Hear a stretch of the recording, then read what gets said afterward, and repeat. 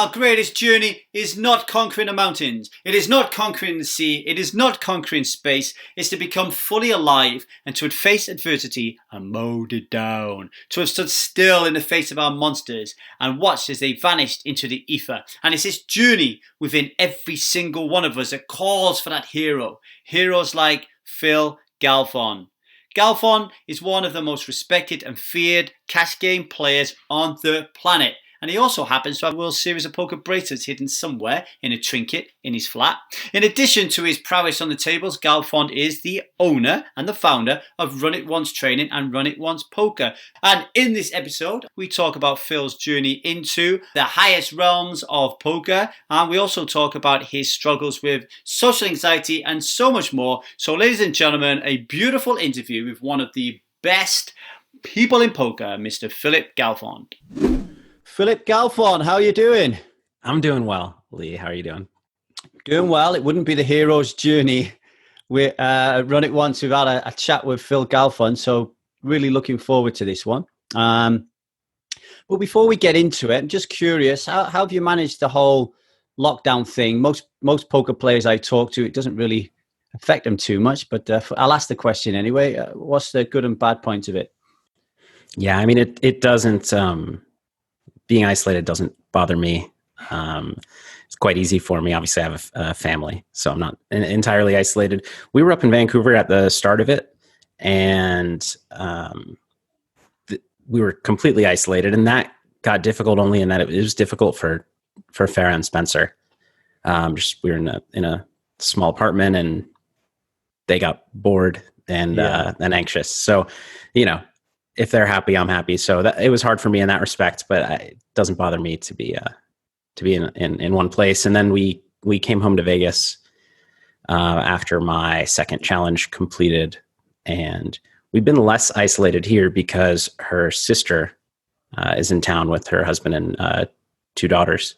So we see them quite a bit, and so that's been really nice for everybody to get socialized and relax a little. You said there about Farah and Spencer getting a little bit bored. Take me back to your childhood. Were there ever periods in your childhood that you remember, like specifically being bored? Like what part of the world did you stumble into? How did boredom show up as a child? I know I'm asking you to think back a long way. Oh, not that long. What am I on about? Being a bit cheeky there. No, I mean, well, I'll start at the beginning, I guess, because I can't recall being bored too often. I don't think I was. I grew up in Maryland, about 20 minutes outside of DC. The oldest of three kids. I have a younger brother, 3 years younger, and a sister, 8 years younger. And I had a very good kind of typical, well, not typical necessarily, but good childhood. Family was great, supportive. I was the first grandkid on both sides. So I was the star of the family, and I don't know. We were in upper middle class suburbs, and it was pretty kind of easy childhood in that respect. Obviously, everybody has their challenges. I was the same. I grew up as the firstborn and the first grandchild. But when I think back about I'm sure I got spoiled and I was the kind of like the favorite as a result of that. But there was also like a responsibility that was thrust at me at a too early age, which I probably didn't appreciate at the time, which helped me as I grew up and grew older. Was there anything about being the eldest or in the Phil Galfond childhood that you really feel has affected you up until this point now as an older Phil Galfond? Nothing stands out to me, no. I think I was always, I kind of peaked. I like to joke that I peaked as like a 2-year-old. I was really a gifted little kid. And, I think there were a lot of expectations on me, but not necessarily in a way of, it didn't really feel like pressure. I was, I was complimented a lot. I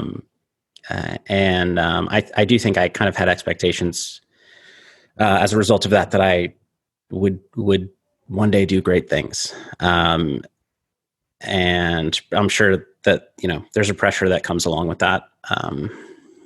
But it's kind of the only reality I've known. So nothing really stands out to me or it's not obvious to me the ways in which it affected me. With you being gifted, can you remember the dynamic with your parents around that kind of situation? Because I have a 4-year-old daughter, Zia. Every time I take her out, it's not a gifted thing, but everyone's like, oh, wow, you look so beautiful. Oh, wow, you're like a little doll. And it concerns me a little bit as to how that will affect her growing up. And then what my role as a parent is to try to balance that out. Do you ever remember that kind of energy between the giftedness and how your parents kind of handled it? I can't recall too much. I wasn't, there were some times in school where I was like, they talked to my teacher and gave me some tougher things to do, but I wasn't in any kind of special program or anything. They didn't, I think my mom didn't want to push me in that way and kind of, give me a kind of a different kind of social, upbringing. I don't know. I've in working with Elliot Rowe, it's something that has come up, and he's talked about, a lot of times kids will, when they're told all these things, especially by their parents, will kind of associate that with, oh, well, they love me because I'm so smart, and they love me because I'm so beautiful. And then that kind of puts a lot more pressure on them. So I do think it's important. I kind of took away from that, how I talk to my son. Or will talk to my son when he understands a bit more than he does right now. Yeah. But no, I again, it's the only experience I had, and so nothing stands out to me too much in that respect. What you said there is interesting, because throughout my interviewing of high stakes poker players, what you just said there is a common thing. So a lot of people say, that is my experience. So that's all that I knew. I had nothing to compare it to, which I find an interesting response, because as you get older and you introspect, as you mature, surely you can compare it to what you see on TV, what you see in the movies, your own friends. Did you ever get into that comparison game? I think poker players probably phrase it that way, or at least I know I do, in order to, I guess I view it as more of a philosophy thing. Never say I'm sure about something, or say that I know something when I don't. Or I don't know. Right. But yeah, I especially with friends, when you get to know friends pretty well and hear about their upbringings, it became more obvious to me that I was very, very lucky to just have a very, solid, loving, supportive family. And it didn't occur to me until I was didn't really hit me until I was, 20 to 25, and just getting to know people well and hearing about their childhoods that I was quite lucky. Is there an aspect of your childhood, because you said you it seems like, the way that you was raised really fantastic, really loving. So is there an aspect of it that you think, my parents missed this with me, and I need to make sure that I do this with Spencer? So for example, my parents were the opposite. I'm sure they loved me tremendously, but they never showed it emotionally. And in my love language as a child is in gifts. So then when I got older, I was like, boy, I'm going to show you all the love in the world. I'm going to give you everything you want. And it just made it, and it turned him into something I was like, oh, what have I done? Yeah. Is there an aspect of it? Did they get the balance perfect here? Or is there something that you think, man, mom, you should have pushed me a little bit more here or there or whatever? My philosophy is that no matter what you do as parents, your child will come out of it with some kind of complex. It's just impossible to do everything right, and even if there is a right. I don't know. I think I was I was an underachiever. I did not do very well in school. I think it was a result of elementary school being easy and not trying very hard. And then by the time I was in high school, and you have to try a little bit, you have to do your homework if you want to do okay. I just didn't have those habits. So, they could have instilled better habits in me, but no, nothing really stands out to me. One thing, it's funny, my mom's therapist told her that one thing that they needed to do a better job of was kind of showing, like, not fighting, but arguing in front of us. They everything seemed totally cool all the time. And she said, and so I never saw conflict at all. And who knows what that did to me, but I'm definitely an anti-confrontational, and I avoid conflict a lot. So who knows if that's from that. Yeah, there's that aspect of what the possibility that whatever is missing from a relationship as we're growing up, that we might become ashamed of being that. So like if there's no if nobody gets angry, then we could become ashamed of being angry. So I'm always using that when me and Liza get into a fight, actually. Yeah. I'm like, hey, it's cool, man. She's learning what conflict's all about. Yeah. So yeah, I think you make a really good point. I'm really interested in this underachiever side of things when you were younger, because obviously you ended up achieving so much. And sometimes there's this link, and you've seen it in my writing about you when I've wrote things about you, where I'm just completely and utterly assuming stuff. So I can ask you now, where there's that part of us on like almost like in a conscious, where we're saying to ourselves, okay, I don't really want to try hard for whatever reason, but there's this subconscious thing that's going on that's saying, well, what if I really try hard and I don't hit the grade? Is it better for me to just fuck about and just pretend that I don't want to try hard and give off that kind of veneer? And I think that came up in your writing with your challenge. Do you want to talk about that a little bit? Yeah, I think I definitely have suffered from that, for lack of a better phrasing. I do think, and I think that can come from, all of the, Phil, you're so smart. Phil, you can do whatever you want. What if I try and I can't? I think that I've had a lot of that in my life, and I think it's probably led to me not trying very hard in a lot of ways, and kind of quitting things that I was not good at pretty early, and just sticking with things that I was naturally pretty good at and came easy to me. I do think it's interesting because with Run It Once Poker is really the first time that I've kind of found good work ethic, and I've worked really hard and consistently. And actually, I think since kind of coming back to poker, due to these challenges, I've actually had a better work ethic than I ever did, because I was never much of a studier in the early days of my poker career.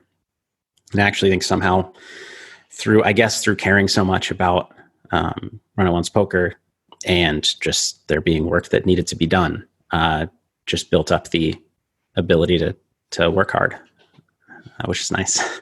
starting at 33, 34, whenever I learned. Do you find it really interesting that this, Phil, you're so smart, Phil, you're great, Phil, you can do anything you want to, which accompanied you as you youngster, is pretty much there today as an adult? So when I look from the outside in as a member of the poker community, there are very few golden balls, people we can call golden balls in the poker community. I remember Victoria Beckham saying, about David Beckham during an interview, this guy's golden balls. Everybody just fucking loves him. It doesn't matter what he does. You're one of those.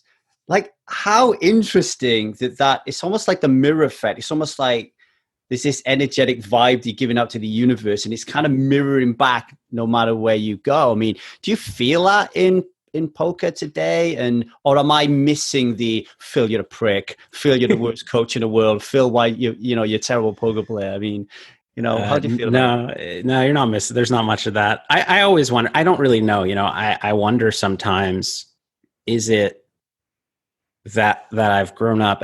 Is it that I really want to hear those things and then not hear the bad things, so that I act the way I do? Or do I act the way I do because that's who I am?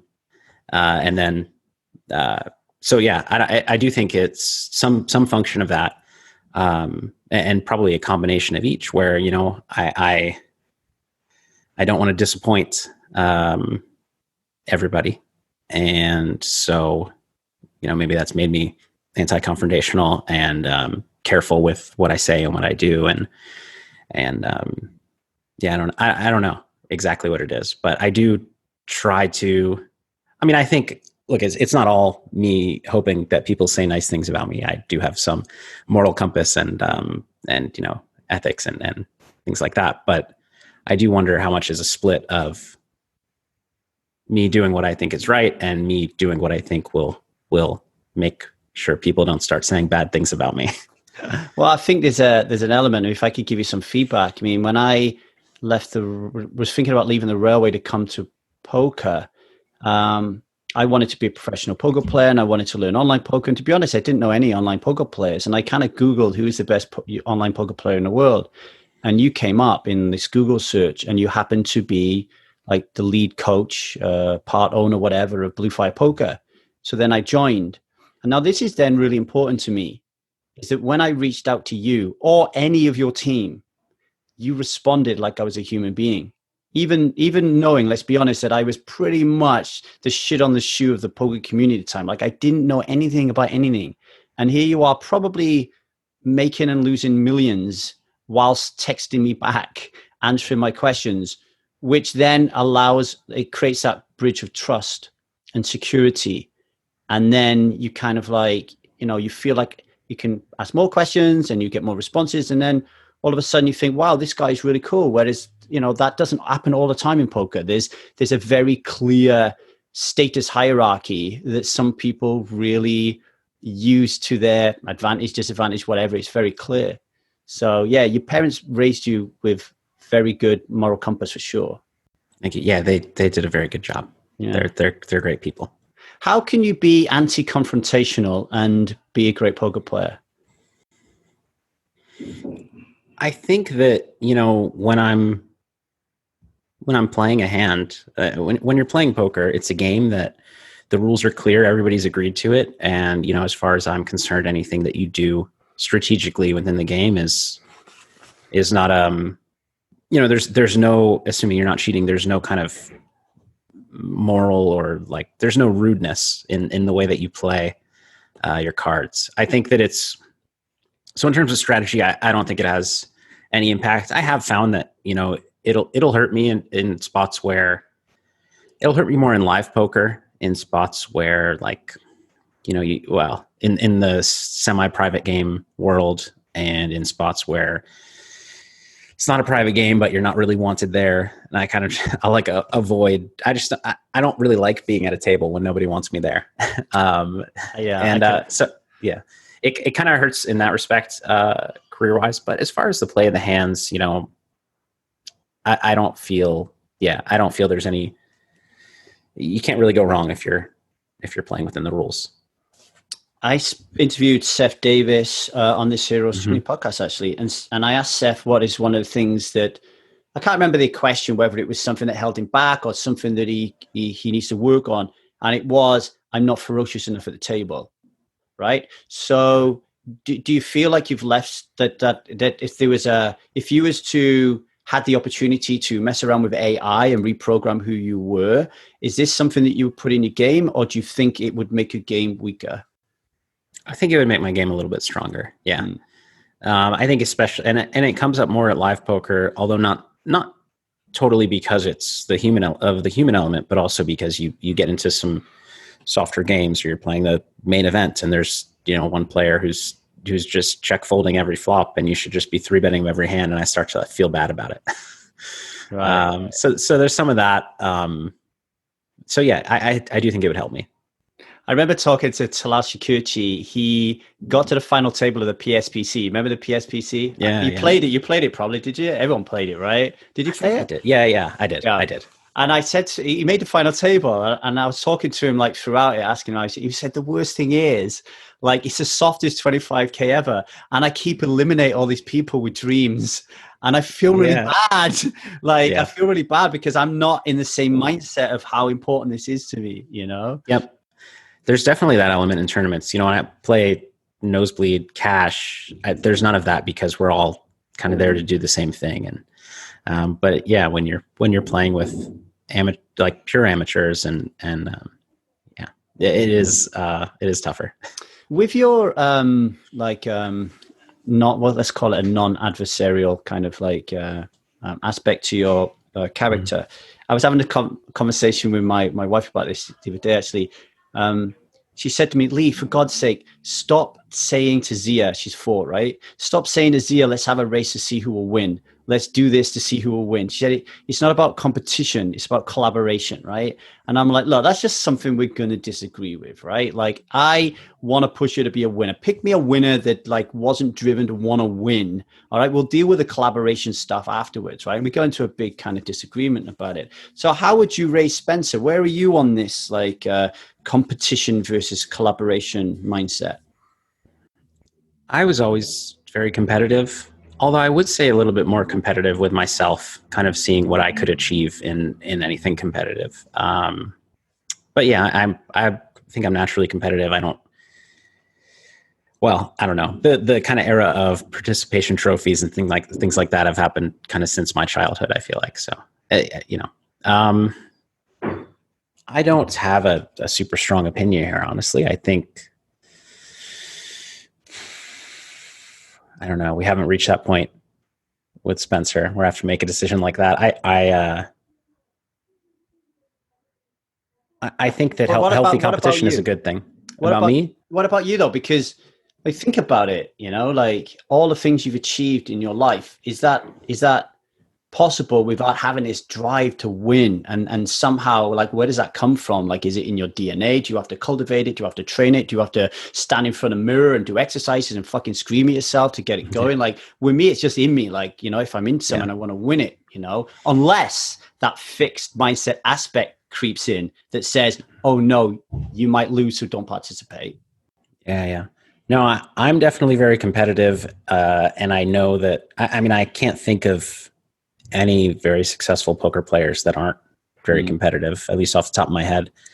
But I don't know if it was kind of in me innately, or if it was learned in one way or another. So it's hard for me to say. But I do think that being competitive, at the very least with yourself, but probably even with other people, I think is probably a necessity to be, at least in a competitive game like poker, to be great. So how did you find poker? And I'm really interested in how you learned to play and improve. So I played cards with friends from probably ages, 12 to 16 or something. It was poker, but it was weird games that I've never seen since. We gambled for more money than we should have at that age, but it was just our allowance money because we were spoiled kids. And I was not a standout. I was probably above average in our group of friends. I never really thought of it. I enjoyed the gamble. I wasn't thinking about it strategically as much. And that's my last couple of years of high school. I didn't play. That game kind of broke, I guess. And in college, so I started college in 2003, which is, around the boom. And a friend of mine from back home was playing poker online, unbeknownst to me at the time. But then he won a tournament on Party Poker for $30,000, $35,000. So it became the talk of our group of friends from back home. And he actually reached out to me personally, and he said, Phil, I've picked up some books. I've been actually studying poker, and I think you'd be really good at this if you put some time in and effort. And I was like, all right, that sounds good to me. So I picked up a couple books. I don't recall the first one. It was bad. I didn't know it was bad at the time, but it was bad. And the second one I picked up was Hold'em Poker for Advanced Players by David Sklansky, which was kind of silly of me to pick up something that's just for advanced players. But it was just what I found. That's what kind of turned my mind on to thinking strategically. It was kind of it's not like I learned a concept and built upon that. It was just like a flip was switched from gambling and just kind of playing for fun to thinking through each decision strategically. And from that book, I found the 2+2 forums, and that's where most of my growth was at that point. I played sit and goes and was a part of the sit and go forum there, and just kind of learned from posting and reading posts in the forum. And that's really how I got my start.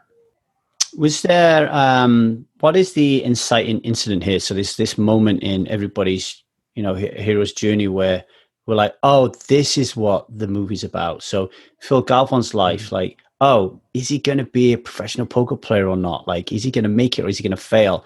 What is that incident in your life?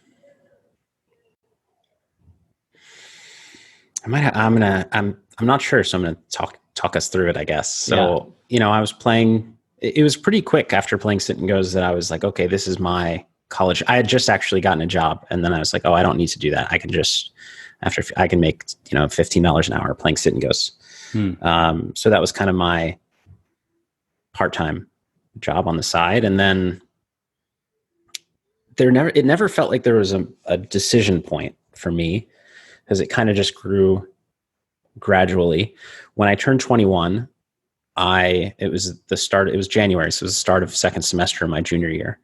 And I went with a couple of friends that also like to play poker to Tunica, Mississippi to play a WPT event and a WSOP circuit event. I min cashed one, so I broke even. And when I came back, I had missed like a week of class. And my plan all along was I'd just go to my professors and say, hey, I'm sorry, I missed first class. What did I miss? What do I need? And I think largely because I didn't feel like doing that, I took the semester off instead.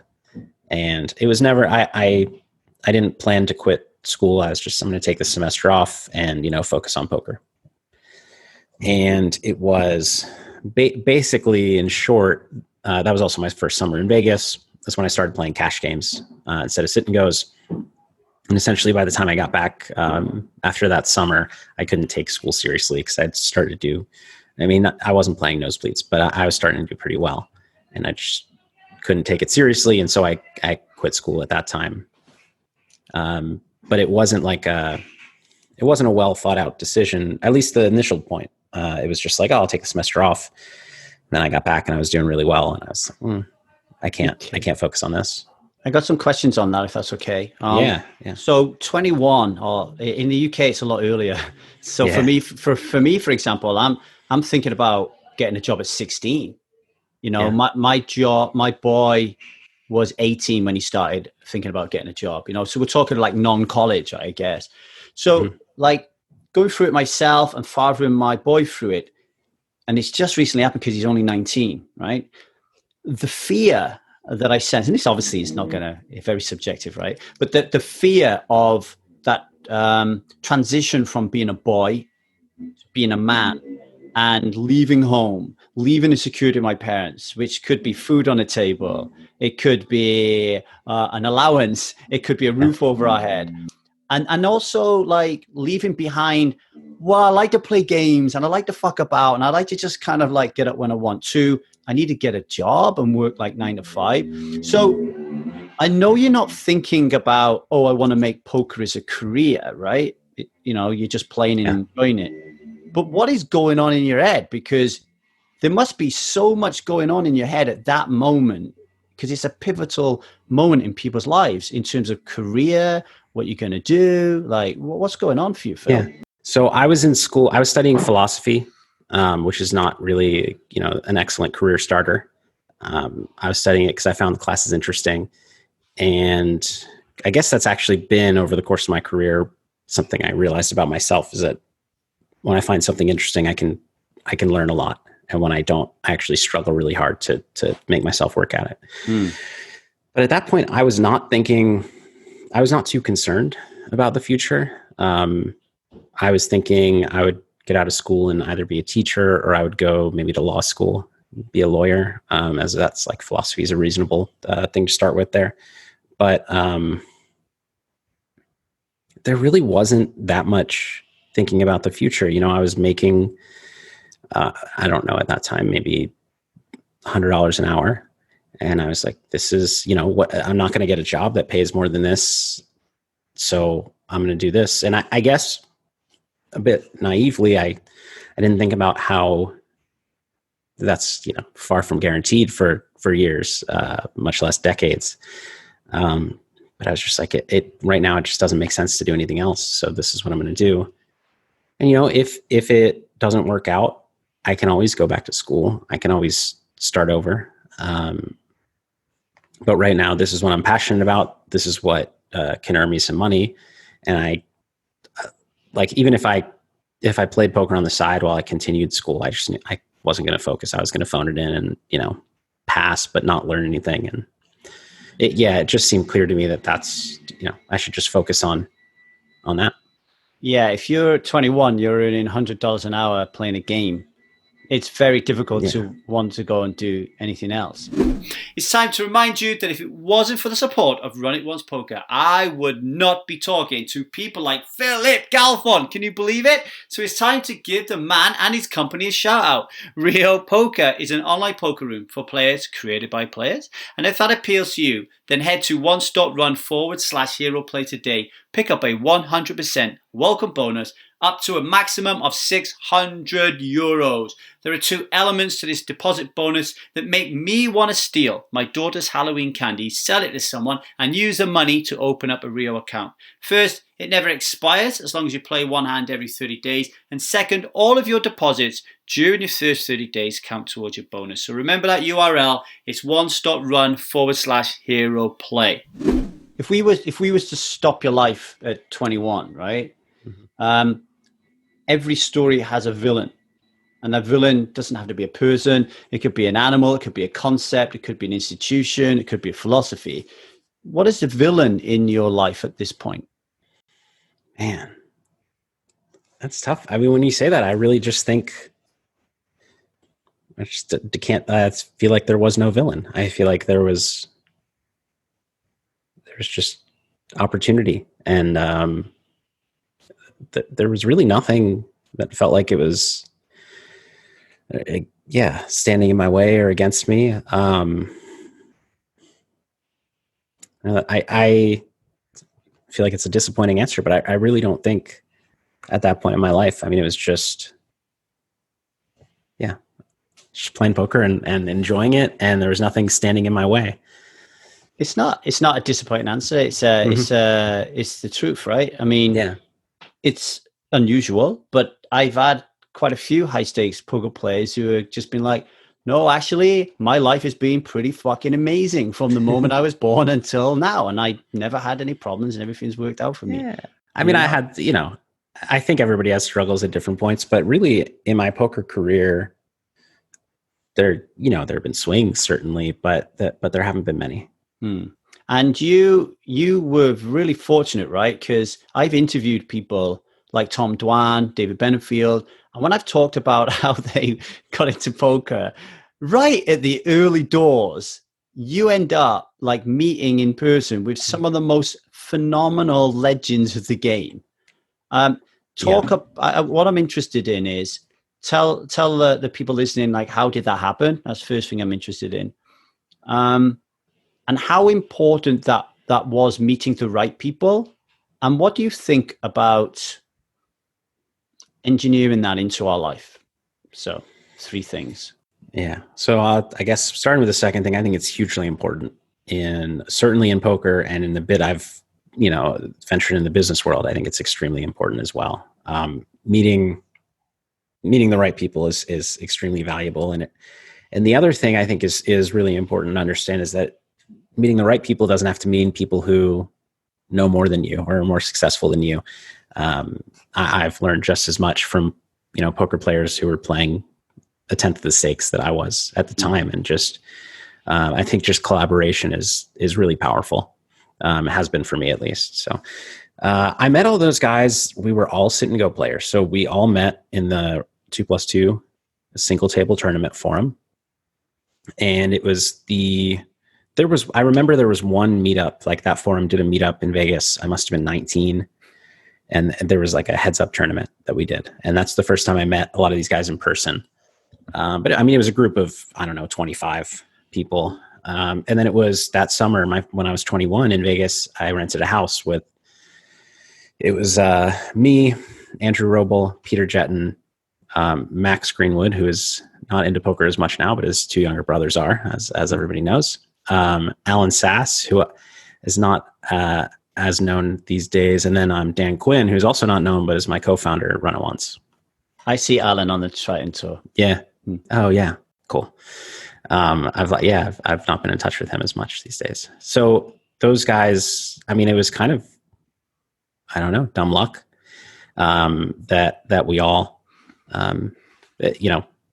met up that way and spent that summer together. And Dave Benefield was a good friend of that group, and Tom was roommates with Dave at the time. So we met Tom through Dave. But yeah, that summer was hugely important for me. It was the first time I ever watched another person play poker online. And it's just like watching somebody else play, you think of things that you wouldn't have thought of. Like you don't think of the questions to ask until you see somebody make a play that you never would have thought to make. And so I think that accelerated my growth a whole lot. And actually, coincidentally, I was going to school in Madison, Wisconsin. Dan Quinn, who I actually don't even know where he lived at the time, he was moving to Madison, Wisconsin after that summer because his girlfriend, now wife, lived there. And so we ended up spending a whole bunch of time together and getting really close after that. So it was all, kind of dumb luck. And I mean, who knows how much was, that we all kind of found each other and happened to be people that were going to mostly be successful in poker, or if, finding each other led to that. It's hard to say. But yeah, it is kind of crazy thinking back to just, I mean, we were all, $50 through $200 sit and go players at the time. It's not like we were a bunch of 5,100 crushers and then and we handpicked each other because we wanted to, we weren't selecting the elite people. We just, It's almost like the fact that you all ended up together and you all had this natural talent within you, and that ability to watch each other and learn off of each other as a whole meant that you were all more capable of like reaching the heights. And who knows what would have happened if Phil would have gone alone, David would have gone alone, Andrew would have gone alone, Tom would have gone alone. Like, who would have happened? I have a bit of an ethereal question. So, you grow up and there's part of you that is, I don't know, maybe sitting by the bed, praying, talking to yourself or whatever, thinking, I'm going to do some really major shit in my life, right? Like people are telling me I'm going to do some major shit. I remember telling myself, I'm going to do something really special. Like, I remember saying it. I said to Jared Sendler, is there something wrong with me? Like, I honestly thought from a very young age that I was put on this planet to do something special. And he's like, no, that's pretty normal for your personality type. So you've kind of got that going as you're younger, and then you meet these people. So my question is, like, is it dumb luck? Or I'm interested in your thoughts around what you put out there into the universe and how that comes back to you, almost kind of like law of attraction. Like what do you think about that? Do you ever think about those kind of things? Where do you land on that, being a philosophy student? I don't think about it too much. I mean, I've always thought it's very interesting that there are these times in our lives that we make decisions that the one that always stands out to me is just like picking a college. I applied to 9 schools and I had no idea where I wanted to go. They were all in different parts of the country. And I kind of just picked Wisconsin because I had a friend in high school whose cousin went there and loved it. And that was like, it was one of the few that looked good to me. And then they were like, yeah, he absolutely loves it. And I was like, all right, that's good enough for me. And it's a decision like that where, there are so many options that are, as far as I know, the same EV are going to change the course of your life entirely. So I do think there are a lot of decisions in life. This is not really what you asked, but there are a lot of decisions in life that can completely change the course of your life. But there's no way to know. Like they're similar EV. There's no way to pick the right one or have. So there is some luck in that, and I probably would have found poker at different schools, but who knows what else would have happened to me and and my group of friends and things like that. I mean, it was those group of friends that I ended up moving to New York with. And there are a lot of decisions like that. As far as finding poker and finding my friends in poker, I don't know. I think that I have confidence that anything that I did, whether it be poker or something else, if I was passionate about it, I could find a way to succeed. It might not be success in the same way financially, but I do feel like if I found something entirely different that I was passionate about, because of my drive and ability to figure things out, I think I could have done very well at something else just as easily. So your way of thinking is it doesn't have to be poker. Something would have come along. Whatever would have come along would have been the right thing. Almost like, is there a part of you that's like in your decision-making process, like, I mean, you can talk to me about your decision-making process, but like ultimately I'm thinking, kind of, if we choose, like even now, like if I choose to live here or choose to live there, there's obviously pros and cons that we need to figure out, but I'm pretty sure wherever we live, everything's going to work out all right. Like, yeah, I think that I do have a confidence that I'll always land on my feet, I guess, when times are tough or when I haven't figured something out or don't know what I'm going to do next. But yeah, I guess I just feel that agonizing over decisions that there's no way to tell which is going to be best for you and what it's going to lead to. It's just a waste of energy, and you should just try to make the most of where you go. Obviously, there are big life decisions that have significant EV differences, and thinking it through, knowing yourself, being introspective, thinking about the ways it can go. Like there are big decisions you can make that there is a better decision than another. But I think there are a lot of life decisions where it's pretty unclear. This is still take you on different paths. This is so interesting talking to you because in how old are you, Phil? 35. Right, you're 35. Okay, so when I was 35, I thought I had my shit together. So if I was interviewing you right now when I was 35 and you were asking me questions, I would say, well, I'm a railway guy. I'm going to retire at 55. I'm going to be the CEO. I have a wonderful house. I have a wonderful wife. I have a wonderful child. I got great friends. Life is fucking brilliant. Yeah. Right. And in 6 months, everything changed. Like I lost everything. Right. Mm. And then I went into this kind of this state of growth, like creation. Okay, I've lost everything. I realized I have no fucking clue who I am or what I've been doing. How I got to this point, I have no idea. But now I don't want that in my life. I want to create who I am. I want to create my life, right? So then I start engineering my life almost. Like, how am I going to meet friends? How am I going to schedule my values hierarchy? How am I going to create my morals and my ethics and my beliefs? And when I talk to you, it's like it's all there. And I kind of like wondered if like you realize like that how did this kind of like happen? Like, I'm not saying you're perfect, Phil. Mm-hmm. I'm not saying you're perfect, but a lot of these things just come naturally where people are actually working really hard at like making friends, for example, right? So one question that jumps out to me is like, my boy at the moment, he's 19, he's really lonely, right? Really lonely. And he's really struggling around the difference between belonging and fitting in. So he's trying to fit in, and I'm talking to him about, no, we need true belonging. So we need to belong with ourselves, and then we need to find people that we can be ourselves with, not that we have to put a mask on so we can fit in with these people. So there's a part of me that was going to say, oh, Phil, if you were 19, what would you do in that spot? But I know that at 35, this could happen to you. At 35, you could lose all your friends. So like knowing what you know and how you met all these guys and how influential that was with you, if you didn't have any friends today, what would you do? It's a good question. I mean, I kind of went through something similar to your son in, like I had a group of friends throughout, like since I was 5, just the same group of friends all through school. And by the time we were 13, 14, I started to realize that I was not like, I was different from them, and we just had different interests and things like that.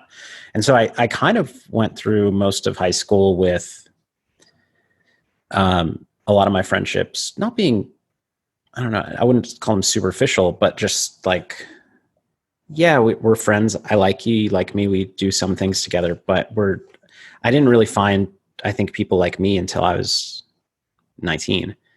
Even my first year of college was tough. I had similar things where I had I had not a lot of friends. I had a few friends, but they were not like so like-minded, and I was not super comfortable. And it wasn't until I found a group of friends that was like me in my second year of school that outside of poker, just like in Wisconsin, that I felt a lot more comfortable and in being myself. And at this point, it's so hard to picture, losing all my friends, especially, and also I have a wife and a son,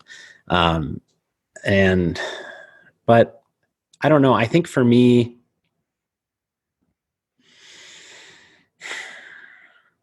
I would focus on work, whatever that is, like an interest. And I think find people, like I wouldn't be in a rush to find people personally. And I think then find them through what I was interested in and what I was working towards. And I would, if I felt lonely, I don't too easily feel lonely, but I have at times. But I would just, when I do, I just focus on something I can do and do well, which if poker went away too, I would find a new project and I would focus on that. And I think eventually find like-minded friends through that. I do think what you were describing, saying to your son, very much resonates with me, because I think it was a big difference in my life when I found people that that were, I don't know, that I could be closer friends with, that were more like me. That I think that was a big difference between that and just people that we liked each other and we did activities together. I imagine that was that could feel quite lonely, right? Being around people that you don't really connect with on a deeper level. Yeah. Maybe that's the villain. Maybe that was the villain. That was the villain. Yeah. The villain's come out. Yeah. No, well, so I mean, if I were to, like, the villain in my life was social, and so I was always very uncomfortable, from ages, I don't know, 10 plus. And when it was weird because I had a lot of friends, and actually a lot of people liked me, but I felt like an outcast, but I wasn't, in hindsight. But I just felt like I didn't fit in. And kind of my perception of what people thought of me was not reality. So I was not confident for that reason. And then when I was my senior year of high school, saw a psychiatrist, told me that I had social anxiety disorder. And I started to read about that and started to understand a lot about kind of the way that my mind worked. And it just made a lot of sense. That kind of, I'd have a social interaction and go away from it thinking, oh, that person must think I'm an idiot. And like, for no reason, seeing a lot of things that weren't there. And so like, if you looked at my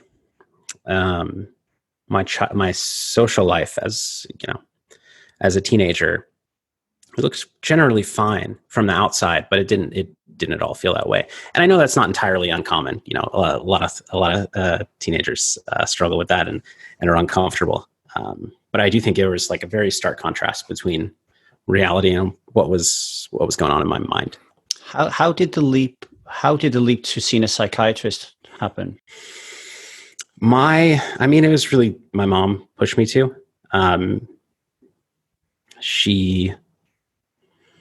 She was always big into, I don't know, I guess in some ways she was always big into, getting help for things, but also she was definitely like overprotective, a little careful. Like I, would hurt myself a little bit and go see a doctor when I probably didn't need to, that kind of thing. So the psychiatrist, did you have an open relationship with your mother in as much as you were talking to her about these things that were bothering you, or did she just notice it because she's your mom? No, I was pretty open talking with her. And it was like, when I think back to how, I'm generally would be perceived as a relatively quiet and shy person, but it was much different. Back then it was a lot worse. And it was like, it was pretty obvious. Like I would have a friend over and we want to order pizza, and I wouldn't call to order pizza. I was too uncomfortable to make a phone call. And so like my friend would, or my little brother would. So it was pretty obvious, I think, to her that, something wasn't quite right. That what you just described, then that shows up in my life today. Yeah. And my wife gets really annoyed about it. It's like, yeah, no, I still don't like making phone calls, but I'm a lot better than I was. I'm a lot better than I was then. Thank you for sharing that. Because as someone who is, the only Asian person growing up in a white neighborhood and just completely being English with a different accent and just wanting to, and this hit me more in life, I think, than being a teenager. But I felt lonelier when I stopped drinking, and I wanted to go into self-development, and I wanted to think more and philosophize and stuff, and it scared people, and because it scared them, they ran away from me, or I ran away from them. And then I got consumed by this loneliness. But luckily for me, poker came in to fill that void, because there's so much diverse culture and so much thought. Yeah. So when you say I met people like me, what does that mean? Who is me? And I mean, just pick up some attributes. So like, what is it that Andrew Roble, David Benefield, Dan Quinn, what is it about them that attracted you? Because then that's you putting that mirror up, right? Well, I actually don't think they're like me in some ways, but I was talking about a different, like my group of friends that were outside of poker. Oh, okay. Entirely. I think that like my poker friends they're kind of more like me now than we were at the time. Right. I was never like most like 21-year-olds. I was like more 35-year-olds, I think, at the time. So no, I didn't feel super like them, but we had a common interest. We respected and liked each other. So like, those were genuine connections, but I still did feel a little different. And I think the people like me that I met were more. I guess I don't know how to describe it, but there's like a feeling of the kind of overwhelming feeling of comfort was that I didn't feel like I don't know. I didn't feel like I needed to try to like be cool or be a certain way. It was just a group of friends that. Yeah, I don't know. That some of them were older. I do think there was some more wisdom there. But when you're young, I don't know. Just there's so much. There's a lot of pressure socially, and like wanting to be thought of highly and wanting to be popular, or not necessarily popular, but yeah. Do you want people to like you for Phil? So if you're, I mean, I'll tell you a story, see if it resonates. So helping this woman quit alcohol. And she told me about a time when she went to Spain. Her husband is from that part of the world. She's British. And she just landed and she got to this party, and there's like 30 family members of his, right? And they're all drinking, they're getting smashed. She doesn't really want to drink. But more than that, she's really social anxious and she's really uncomfortable around them all. And to the point where she forces herself to drink, even though she doesn't want to drink, because if she drinks now, she doesn't have to be socially awkward, right? And I said to her, imagine if you would have sat down and the first person that came up to you with a beer in their hand and they said, hey, how's it going? I won't do a Spanish accent. And she turns around and says, well, actually, to be honest, I'm shitting myself right now. I'm really scared. I'm really afraid. I don't like big crowds. I'm not Spanish. I don't fit in. I just got off a flight. I really don't want to be here. I'm trying to stop drinking. So I'm actually terrified right now. And imagine if that person went, holy shit, wow, I don't want to drink either. And all of a sudden there's this conversation. And so she's seen, like she can just be herself, right? And then because she's being herself, someone's resonating with her. So it allows her to be more of herself. So she gets more confident. Whereas if she just fakes it and says, oh yeah, I'm doing really great, get me a beer, then boom, there's a mask and it's suffocating. And now all of a sudden she can never be herself because she's in this fucking cycle of always pretending she's someone else. Does that resonate? That absolutely resonates. Yeah. And I think, I guess what happened to me is I found a group of friends that in that scenario were her. Yeah. And, said, that's not what we want to do. And I was like, great, me neither. I love it. Yeah. But the problem was nobody ordered a fucking pizza. Like you had to hire someone. You had to hire someone to order pizza. Oh, I love that. Soon they'll invent apps, so it was going to be okay soon. But in a way, though, this leads to another question of mine. Right? This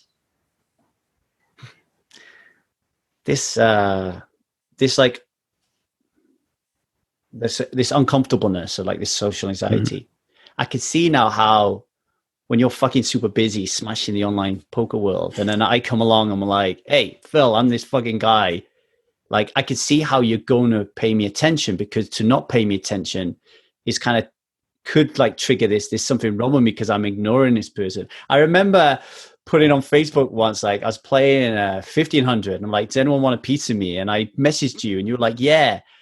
And you were super enthusiastic. And then, now I'm thinking, did he just do that because like he didn't really want to do it, but he felt social anxious and just said, yeah, fuck it, I'm going to do it to help him out? Or did he really was excited about it? I think that, so I think what people see as like me not thinking I'm better than anybody is actually like, I think because of social anxiety, I always felt like I was lesser than everybody. And so, I've never felt better than anybody else, and usually feel lesser than other people because of that. And so, there's never been a feeling of being too important or anything at all. Which helps you in those spots. I mean, yeah. And this goes back to what we said about every decision we make ends up working out, that even when we look at an apparent weakness, we can actually see it as a strength. It's quite amazing when we start thinking about these things, really. All right. So going back to these, we had a massive segue there, but going back to these, these crushes that you all kind of, you met. Mm-hmm. Actually, I'm going to do another segue before we go back there. You said what you would do so like Jude right now, my boy, he's got no mates, right? So, I'm trying to get him to see that even though he lives in a small provincial town, that getting provincial thinking in his head could be kind of quite damaging for him. And like the person that is just like him might be just around the corner, but he hasn't even met them yet, right? But I'm trying to kind of help him to like almost like engineer this kind of belief that there is someone out there, and to not set up boundaries and to not kind of like lower them and that kind of thing. Right. So I think that's like, super important. And you said that what you would do is you would focus on work. So that makes me think of like meaning and purpose. So like, rather than work. Yeah. It doesn't a project. Where does work? So there's this great video, can't remember who did it now. She describes the difference between a job, a career, and a vocation. A vocation being, I will do this without like getting paid for it type of thing. So if you would focus on one of those three things in order then to meet people, where do you rest on this whole concept of meaning and purpose, being put on this planet to like find what we're supposed to do? What's your thoughts around that? It's big. I guess I don't know how you mean well, I'll answer what I can think of, and then you can tell me if I didn't quite get it. I think just the element of it that is work, I don't know his situation and if he, needs to be earning money, but what if we pretend that he doesn't, I would just say find a passion, and just something that you're really interested in. And usually when you find something you're interested, you meet people through it eventually. But in the meantime, also you're doing something you enjoy and working on yourself. So I think it's, I wouldn't get into it just to meet people. like me, but it's kind of what will happen eventually, anyways. And I would focus on getting into a passion and becoming really good at something, or, making progress at something that you enjoy, because, that part's good too, even before you meet friends through it. Okay, I like that. So passion. So focus on what you're passionate about. But again, I guess even then, you got to be wary, right? So he's like at the moment getting into MMA. So it's like, okay, now that could turn into a passion. But like, what type of people are doing MMA? Like, and are they your kind of people? So I guess you've still always got to be, like following your passion like you did in poker, but kind of choosing. Yeah, I believe, there are definitely, depending on your disposition, there are definitely certain areas that have more of a certain type of person, but really just getting into something you're actually interested in, you're going to make more genuine connections. And even if 90% of the people he meets through it are different than him, I think there are all types of people in every type of, that's an overstatement, but I think he'll find people like him through that. It just might not be the majority. I guess this is part of the re-engineering piece, right? So I guess for a lot of people, when they get lonely and disconnected, and they want to self-isolate themselves from people because they're afraid of being found out or going through that uncomfortableness of revealing themselves, that they just lock themselves in their home. Like online poker being a classic, I guess. I'll just fucking do, super over Nouveau Elite back in the day and just eat frozen pizzas. But re-engineering your life, I guess, in terms of how important friendships are, is like you say, okay, I got to get off my ass and find a passion. And if I get off my ass and find a passion, then I'm obviously going to make friends through that passion, right? Yeah, I think the only time I've thought like I need to make some friends was when I moved to Vancouver after Black Friday with two friends. And I knew a couple other poker players that were there sometimes. But up until that point, I had always had non-poker friends. And I started looking at like, I don't know, different activities and like meetup groups. And it was all just like, it gave me a lot of anxiety. And I think had I done those things, I might have met some people, but I don't know. I kind of think back to your example of the woman who didn't want to drink. Like, I feel like I would be doing things I didn't want to do in order to try to meet people. I don't know if there are probably better ways to go about it, but I feel like any way that I've thought of to intentionally meet people, like that being the primary goal, it just feels like doing something that's not authentically me.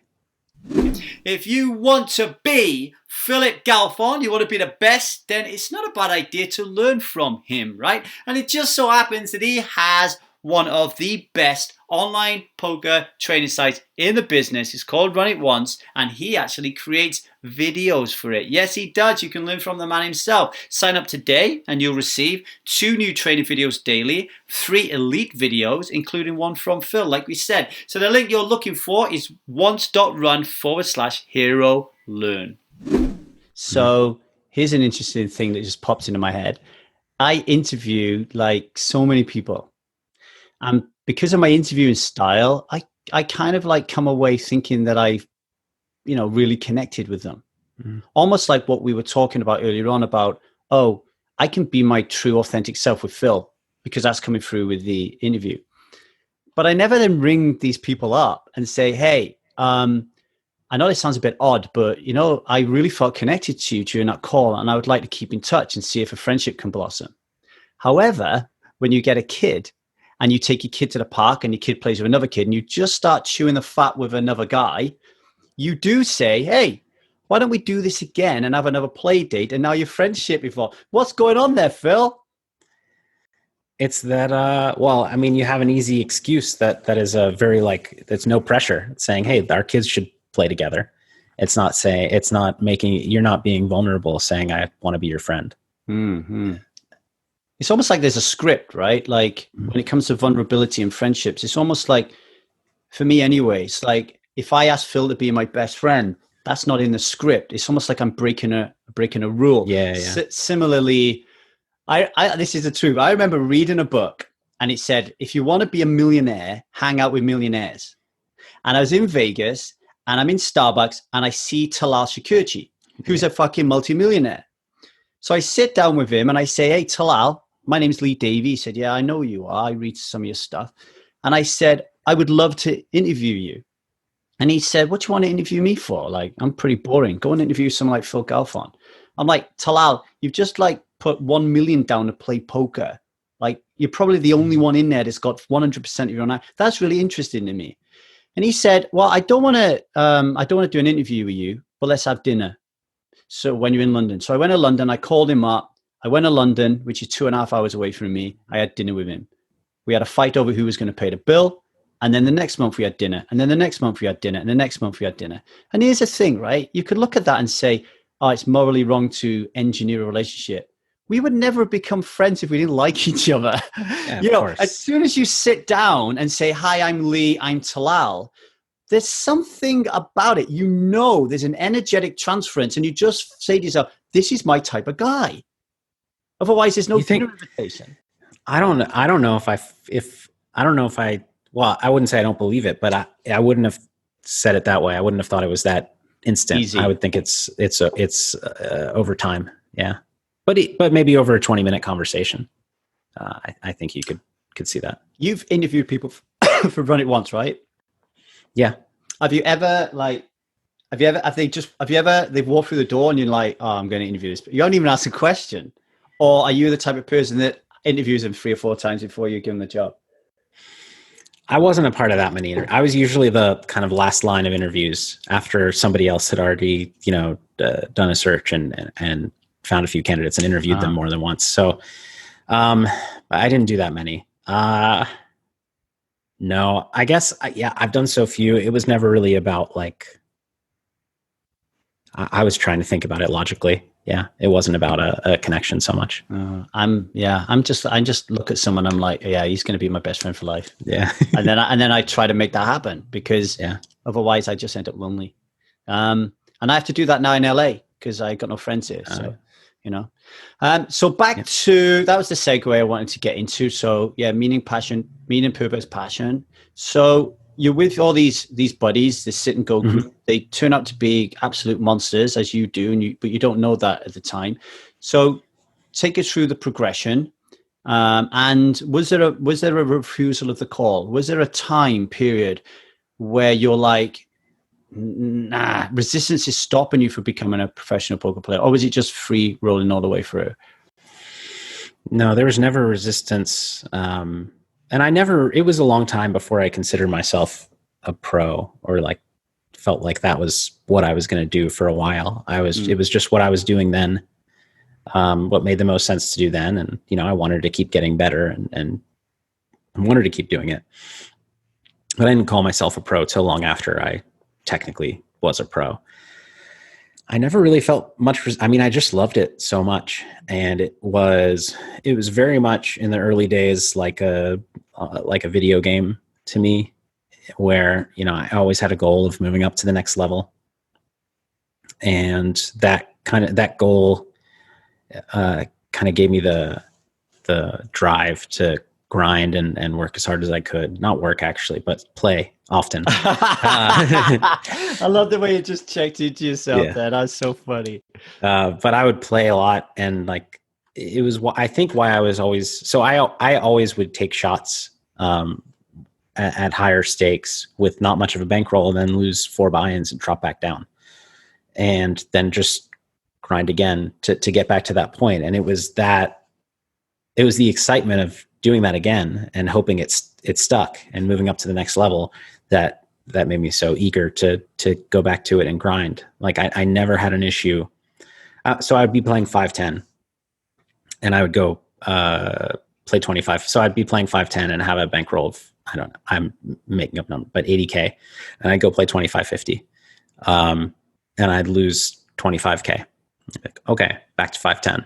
And I was never that bummed about it because it was just a game. Like the money wasn't super real to me at that point. I obviously knew what I was playing for, but it was just like, I'm trying to get to the next level. Okay, I tried the next level. I lost. I'll build back up until I'm ready to try the next level again. And so I never had any issues with chasing losses because it wasn't about the money. It was just about the progression of the game. I want to ask you about money a little bit.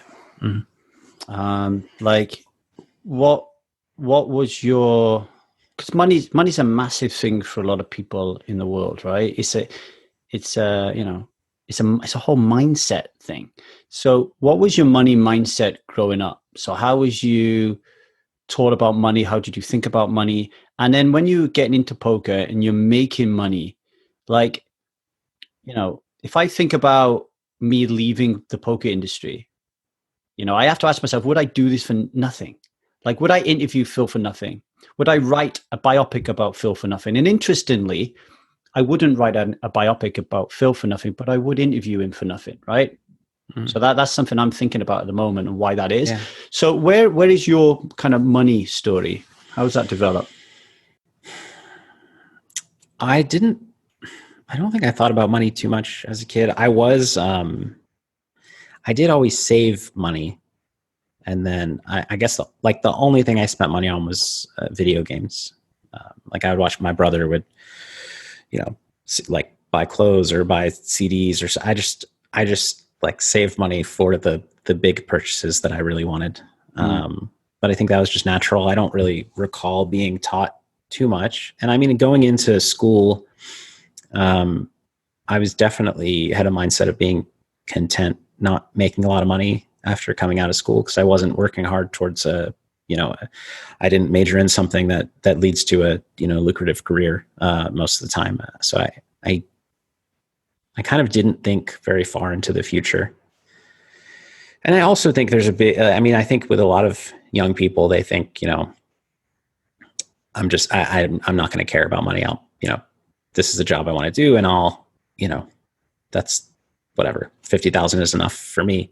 And then they like, you get into the situation in real life and you have debt and I think that a lot of people don't really realize what it means to make different amounts of money when you're 20 or younger, if you haven't lived on your own. And I mean, when I was in school, my parents were paying for college and my parents were paying for my rent.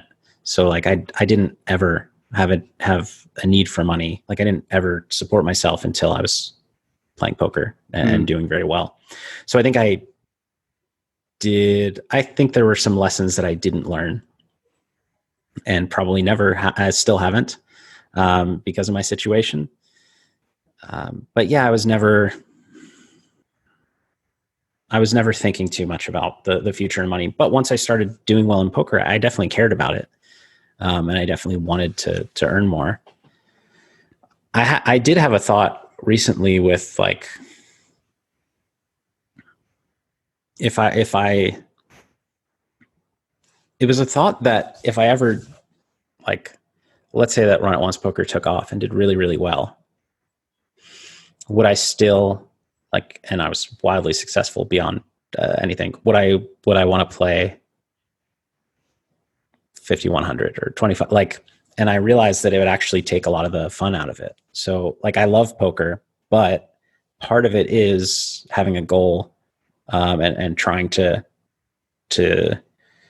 progress, whether it's, I guess like personal finances. So like I would struggle to focus on stakes. Like, if I were to go play 100 NL now, or PLO, like I do love the game, but I don't think I would have the passion to do that. And that kind of made me a little sad, but unfortunately that's only a problem I have to worry about if things are going very, very well. It is a really interesting one though, because like, as you know, I am like I don't even have a title for what I do, but I help people. Right. And, would I help people without getting paid? Of course I would. Right. Like that's my passion. That's my meaning. That's my purpose. But when I wanted to be a professional poker player, I also had that passion to be a professional poker player, but I would never have played poker without money, unless I was doing it for fun with the family around the kitchen table. Right. But so for me, money was always linked, like in that double helix with poker. Yeah. Without it, there was no poker, so really interesting. This right now, September 2020, this is the most money I've ever made in my life in a month. Really nice. Yeah. Right. And that makes me feel proud, makes me feel hope, makes me feel confident, makes me feel like a man, because I have a wife and a kid to support.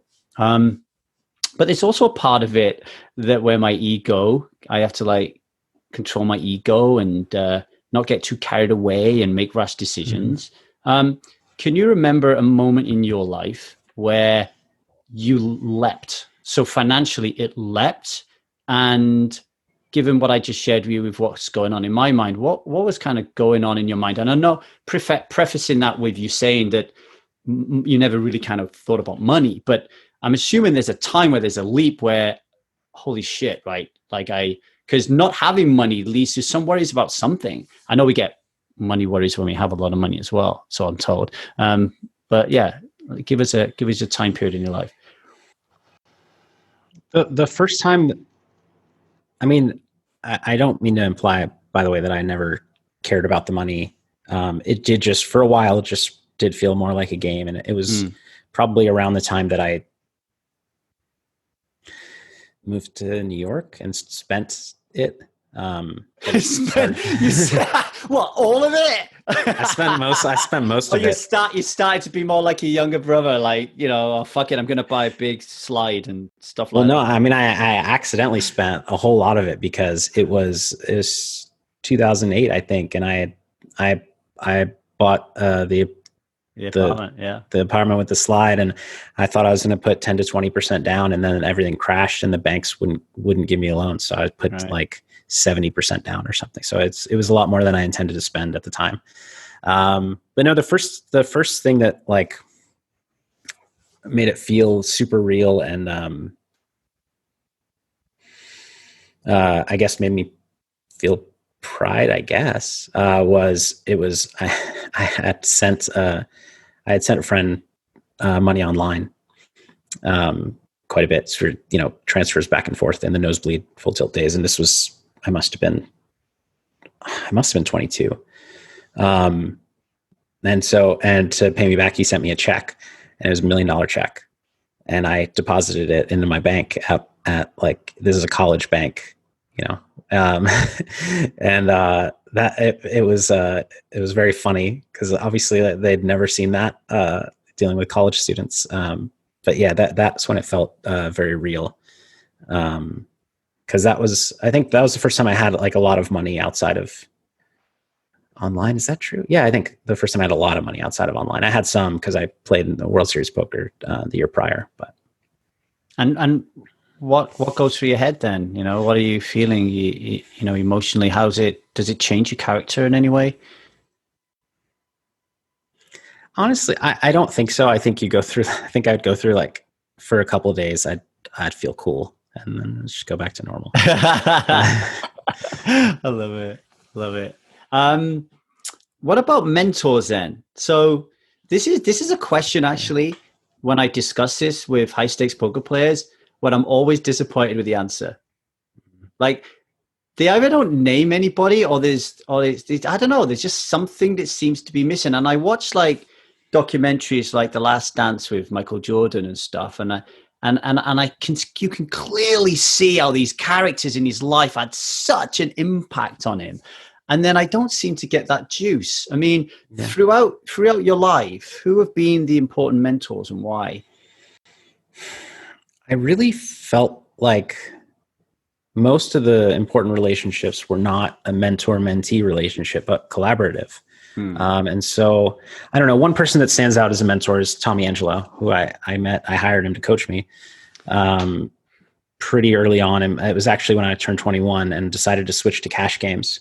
I hired him to coach me because I was reading on 2+2 for cash game coaches, and he was raved about. And he didn't actually teach me much about how to play cash games, certainly not online cash games, but give me some really good perspective into being a professional poker player and kind of managing a career and mindset and things like that. So, and he was somebody who, was you buy like a weekend coaching package and had several follow-up calls, but then he was I don't know if we hit it off, or it was because at that, I don't know, I started, for whatever reason, he was just like, call me anytime.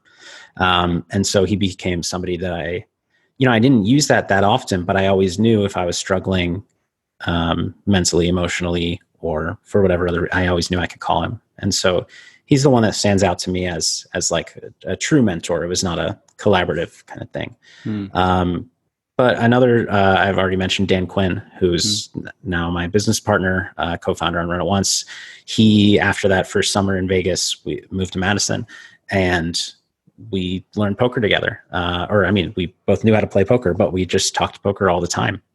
And he was usually playing like 1 to 2 levels below me in terms of stakes. Although sometimes we were playing the same stakes, but, or I guess towards the end, maybe it was more, but,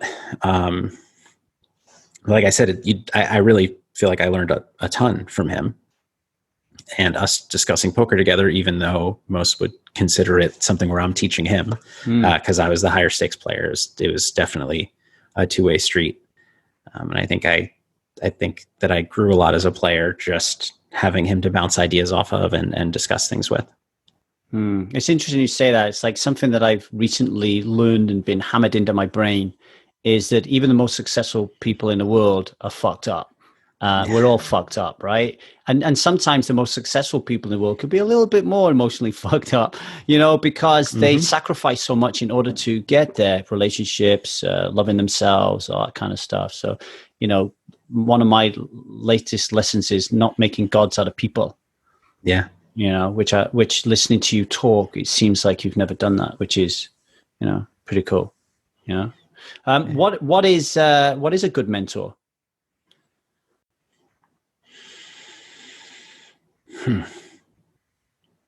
I think a good mentor is someone who really cares about what happens to you. And so when they're giving you advice, whatever it may be, they kind of take into account who you are and your life and your goals and kind of lead you through a process in that way. I think there's definitely, there are definitely people who can teach other people a lot about poker strategically, but I guess I just wouldn't consider a coach that a strategy only coach as a mentor. It just seems like a coach to me. I view a mentor as somebody who can kind of share some wisdom and give you an outside perspective on kind of bigger decisions and, with more of a goal or goals of like pointing your life in a direction that'll make you happy and successful, whatever that means to you. It's almost like I can picture your like Tommy Angelo, for example, or mentor. It's like somebody who sees Phil Galfond. Like they see Phil Galfond, and you can be who you want to be. And this is so important if you think about it. They're helping guide the real Phil Galfond. They're not helping guide the Phil Galfond with the mask on, because that just goes in a completely different direction. You can't get any. This is how so important authenticity is, in my opinion. Yeah. No, I completely agree. Yeah. Have you ever had, like, every movie, they have this all is lost moment? I know you've done a good job trying to convince us that you've not had too many pitfalls. But if you had to define an all is lost moment in your journey, what would it be? So, I've had several, because I always took shots. I had a lot of big downswings that were, significant portions of my role. I think I lost half my bankroll 2 or 3 times. But that was never too hard on me. I think if I had to pick like an all is lost moment, I don't even know if I'm on the other side of it yet. Right. I think back to I think it's all business. So we've been building Run It Once Poker for a while. I think this is back in 2016 or so. I'd announced it. We also had another project that we were working on, a big one. We'd probably been working on it for 4 years, spent a couple $1 million on the effort. And that had been delayed.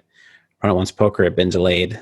And then we were in, I think, November, December, planning to launch like I told the community we were launching in like Q1, but we thought we were launching January 1st, and I built in that buffer. And then November, December, the lead developer, who was actually lead developer on both projects, he quit Run It Once Poker to focus on the other one because he just didn't think he could do both. And then and then by the time we brought somebody new in, we realized we were not really close on Run It Once Poker. And soon after that, I think in maybe the year following that, he kind of vanished from the other project, and that's a dead project. So that was a couple million wasted. And, Run It Once Poker, all this time, it kind of started out as my role was to shape, kind of like guide the policies and the overall company philosophy and features and things like that. But it was run by other people that we hired. And it was always like, there were several times throughout that journey where it was like, we have a launch date, not announced publicly, but in our minds, we've got enough money to get there. And then it's, Phil, we need another 250K. Phil, we need another 200K. And it was between that other project failing. We also launched another daily fantasy sports site that didn't succeed. I remember that. Yeah. More due to circumstance, I think, than anything else. But yeah, a lot of things kind of not working, and it became a pretty big financial strain on me because I was funding it all, and for so long funding it all, expecting this other project to launch and actually be pretty instantly successful, probably would have been, and expecting it to turn around pretty soon. And it was just delay after delay, and more money, and then a project failing, another project failing, so nothing coming out of those. So that the kind of reimbursement that I thought I was getting soon went away. And then, that was in 2017. We didn't launch until, I think that was 2017. We didn't launch until February 2019. So it was a couple of years of that. And even our first year,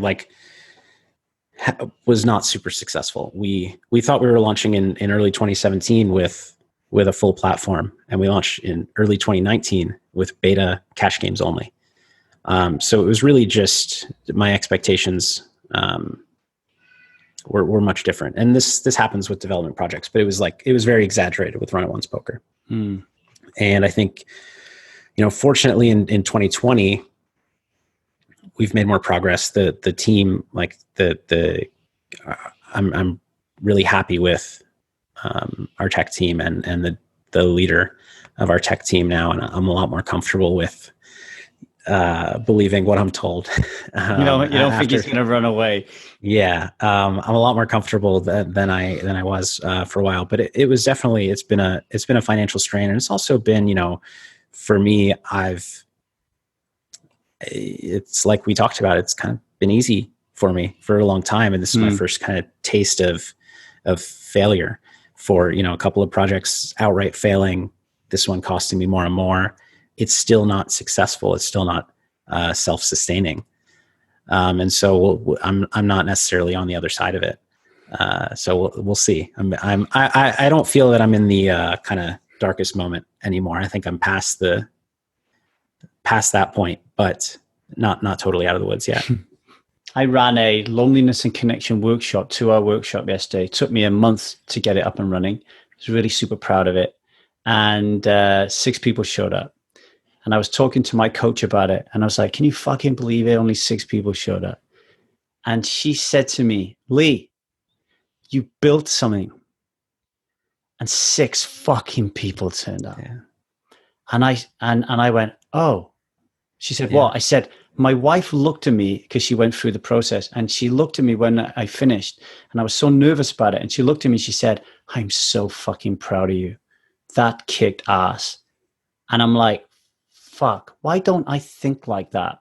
Right? Yeah. So I just want to I'm just saying that because, Phil, you created a fucking online poker company. Yeah.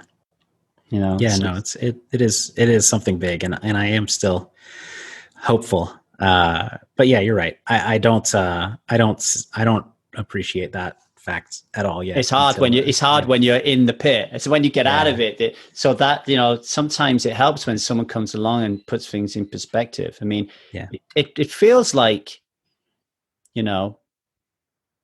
maybe at 35, maybe this thing has come along and kicked you in the ass deliberately. Maybe the universe is thinking, Phil's had it too easy. Let's see what he's really made of, and I'm pretty sure you're going to come out of it all guns flying. So what's the treasure now then, Phil? So, Rocky gets the title. Luke Skywalker becomes a Jedi, and that kind of stuff. Like, what is your treasure now? What are your goals? What are you looking for? How does this all end? Honestly, I feel like this year has been pretty close to that. In that, for a few years I was working full time on this, still playing a tiny bit of poker, but definitely full time on the business, and didn't play much poker. And I realized recently, actually, through working with Elliot, that I loved playing poker, and I was I was missing it a lot. And that even though I'm passionate about run-at-once poker, a lot of the day-to-day work I was doing was just I didn't love it. And so this year has been great because, I've had the Galfond challenges, and I've gotten back into poker, and fortunately was able to kind of get back into it and compete at a high level, which I didn't know if I would ever do again, which I was sad about. So in that respect, like, I do want to be in a place where I'm mostly a poker player, but I still am shaping the direction of run-at-once poker. And I think that if run-at-once poker right now were super successful, this would basically be the treasure. I'd be able to play, compete, keep improving my game, but also, make impactful decisions and work with our team that's so awesome on run-at-once poker. I think the only thing missing is that run-at-once poker hasn't made it yet. It's still struggling, and it still has a lot of room to grow before it's kind of basically like when run-at-once has made it for me is like when I know that it will be around in 5 years. When I know that's when I know that, then I feel like I'm pretty much there. I have a great family that I'm really thankful for. I guess the other thing is kind of because in this scenario, the treasure for run-at-once poker has made it, there's a little less stress. There's a little more time away from work spent with my family. But I'm getting kind of close. This year's been a big improvement for me, quality of life wise. I mean, you said that, I remember writing an article a long time ago, like about who will Daniel Negreanu pass the baton to when he's done being the figurehead of poker, right? Like, because, he's a different character to a Phil Helmer, for example. Like, he at the time he was, whether people hate him or not, he would be the guy with a megaphone, right? And your name was the one. Like, your name was the one that was like, okay, the chalice is going to pass to Phil, because you need someone who's respected because of their ability to play.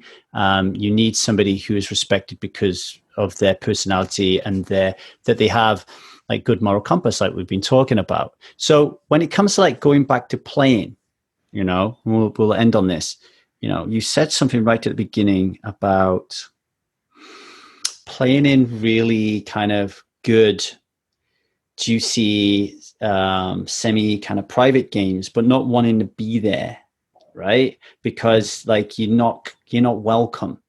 So, but you're saying that because a good game, so there's that kind of money element to it, I'm assuming, right? Like it's good just because of the money. It's not good because I have a passion to play poker and want to be in that game. Mm-hmm. So now you're getting back into the passion, and we're thinking about treasure. Run it once aside because we can see that that's a real treasure point for you. I want to focus on the poker. Like, what are we talking? Like, do Do you want to be the best in the world again? Do you want to be the figurehead for poker? And you can do that through Run It Once. Or do you just want to play and then earn some money, have a laugh, and then be a dad? Like, where are you on the poker side of things? I think it's more towards want to compete against the best and see if I can. I don't know that I can be the best in the world, but I want to see if I can. And especially if I'm fortunate enough to have the ability to, keep challenging the next player, the next challenger. And if I lose, step back down, work on my game and try again. So I would like to, that's it, is to compete, to be one of the best. And there's never a clear best, but see if I could be, at least give it a shot. And, so playing, I would rather play in tough games and tough battles. I enjoy that quite a bit. There you are, folks. You heard it. Phil Galfond's got his claws out, and obviously, like, as you excel and want to be better at poker, that's going to drive you in business, and business is going to drive you in poker, right? Yeah, and I guess I don't know, like, what would happen. I guess we were supposed to end, but what would happen if I get to a point where I realize, I can't. I'm not capable of playing the best few people. Then I would need to change that goal. But for now, I'm not there quite yet. So we'll see. And it's also worth pointing out, that it just kind of hit me earlier on when you said it. You're still super young, right? Like you've still literally got like 3/4 of your life ahead of you. Like, what, you could do anything. Who knows what's around the corner, right? Yeah. Fortunately for poker, you can keep competing for quite a long time, hopefully. Yeah, well, we hope you do, because everybody's loving the challenge. Everybody's loving that you're back out there. So keep it up, Phil. I'm going to say thank you for joining us on the hero's journey, but don't go anywhere, okay? Because I want to talk to you. All right. But thank you for joining us on the hero's journey, Phil Galfond. Thank you.